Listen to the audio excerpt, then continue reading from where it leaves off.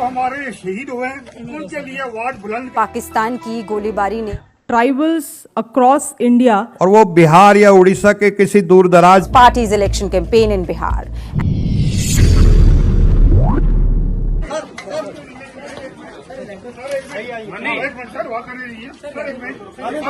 यहाँ पे 17 बंदों की कैजुअलिटी हुई है। यहाँ पे हमारे 17 बंदे शहीद हुए। हमारे प्राइम मिनिस्टर नरेंद्र भाई मोदी जी 22 मिनट उन्होंने स्पीच की। पुंछ का नाम उन्होंने बिल्कुल नहीं लिया। हमें पूरा यकीन है राहुल जी के जो हमारे शहीद हुए उनके लिए आवाज बुलंद करेंगे। 50 लाख की आवाज बुलंद करेंगे। ये इसीलिए पुंछ की हम इंडियन आर्मी के साथ हैं। कश्मीर के पुंछ में राहुल गांधी की दस्तक एक नेता नहीं, एक हमदर्द की तरह थी।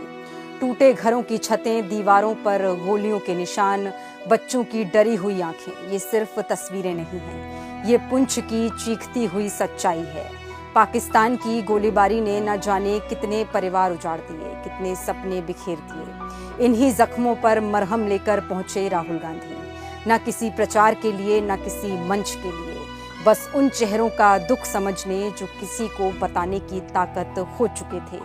वो स्कूल जहां मासूम हंसी गूंजती थी, आज बच्चे गुमसुम थे। राहुल गांधी वहीं पहुंचे, बच्चों से मिले। एक छोटा सा बच्चा बोला, सर मेरा दोस्त मारा गया। राहुल गांधी की आंखें नम हो गईं। उस बच्चे का सिर सहलाया और बस इतना कहा, तुम बहुत बहादुर हो, सब ठीक होगा बहुत जल्द।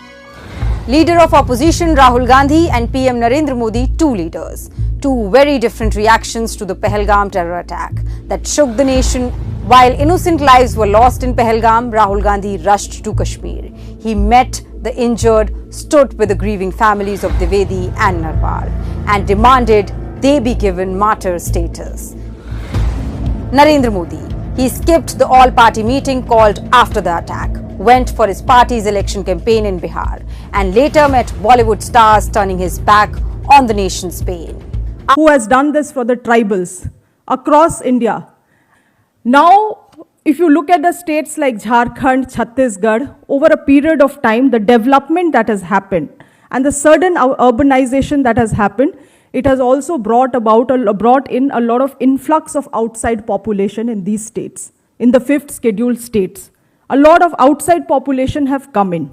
Over a period of time, this population, I would call them a floating population, their size has increased as compared to the tribal population in the 5th schedule area.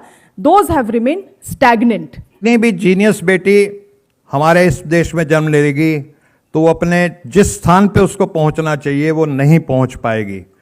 लेकिन उसी बेटी का जन्म अगर स्वीडन में होगा, डेनमार्क में होगा और नॉर्वे में होगा, तो अगर मैं उसमें आइंस्टाइन का आईक्यू है तो वो आइंस्टाइन बनेगी।